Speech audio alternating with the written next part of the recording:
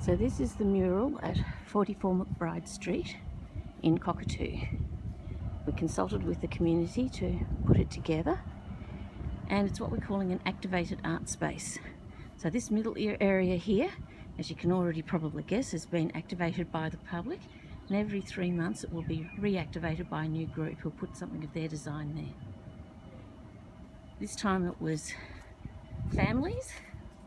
We've got some twins that are yet to be born, and we've got a hairdresser and a hairdressing salon, even with hair on the floor, and some other families here crowded together all in the one little group there. Lots of different people of different ages and different abilities contributed to activating the wall. You see a whole range art styles. It was very freeing and fun because there was no wrong way to do it, and the marks could always be painted out if they made a mistake. This one's actually one of mine, showing a mind drawing where if you're looking one way you see a face, if you look a different way you see another face. Same there, which I just did as a demonstration to show people how to apply the paint. We use recycled sponges.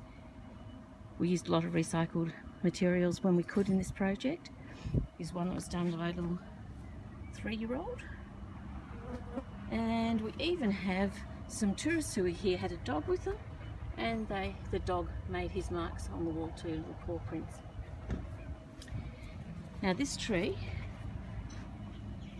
is actually 3 trees, or 2, so you've got the V shape down here of one group, and the one in the middle is taken from one on Daniel's road, Daniel being the coordinator behind the whole project, and it's got clematis growing over it. Now you'll notice here Cockatoo, which is a theme of Cockatoo, but you might also see, as it is in a mind drawing, depending on how you look at it, you may see it differently. You may see the beak as being the head of someone like Princess Di.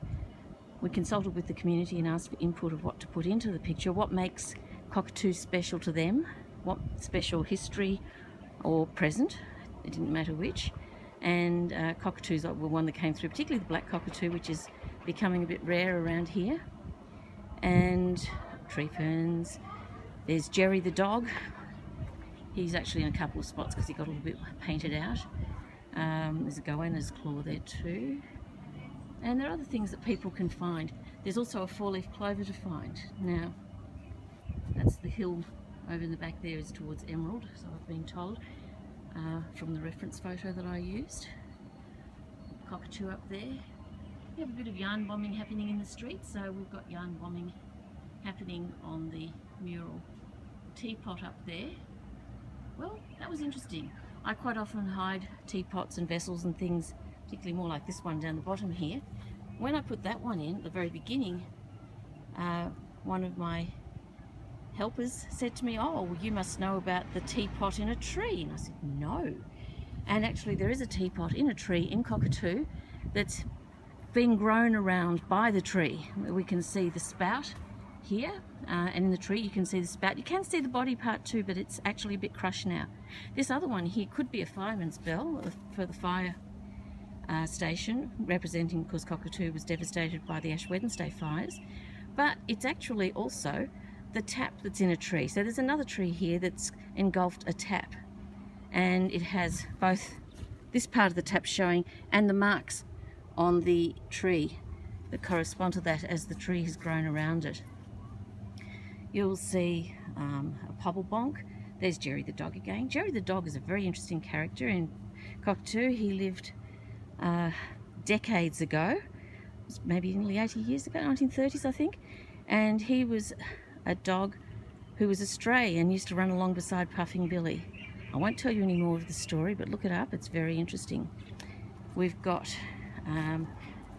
the choir there.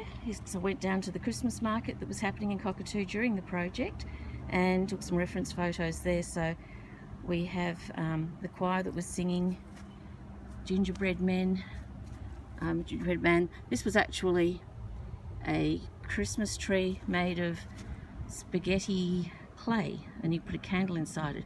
But I thought a cone can represent a lot of things, and a couple of cupcakes that were made of fabric that could easily have been the edible ones that I saw there.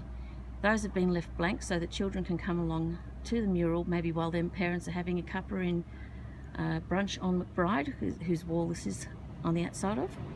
And they can get some chalk from Elise or Paul inside Brunch, and they can colour in, maybe decorate the gingerbread men.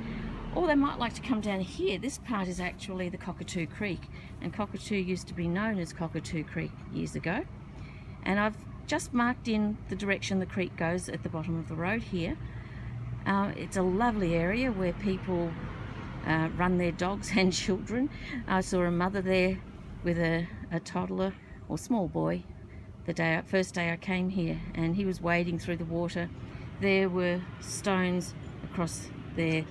They're actually stepping stones, or they could be a dam. Apparently they get moved, so I thought, well, that's something that children could draw onto the wall. They could draw their dogs on as well. They could design cubby houses, because there are plenty of those down there. And this adjacent wall is also going to be developed further.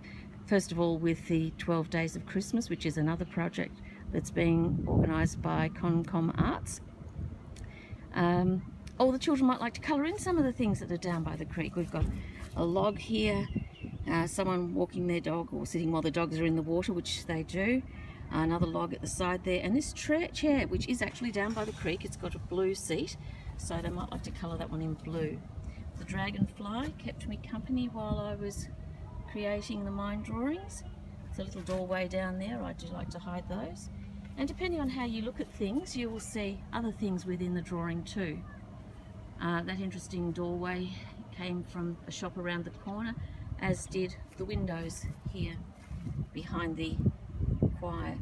However, if you look at that from a distance, it could equally be a picket fence. And this is the thing about mind drawing, it can be more than one thing. There's no wrong answer, it's what the person sees in it. There are other things hidden there. There's also a four-leaf clover, because I always hide a four-leaf clover in my work.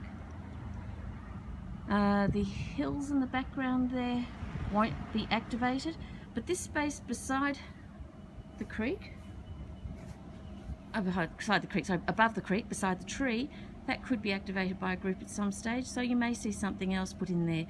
I was going to paint gum trees in there. There's some very tall gums growing down near the creek, but I thought, no, we'll leave it open, let other people have their input into the wall too. So if you want to do anything with that, contact ConCom, Connecting Communities Arts. It is ConCom Arts on Facebook. There's a group there. If you've got a group or a group of people who would just like to design something to go in one of the spaces, please contact through that address.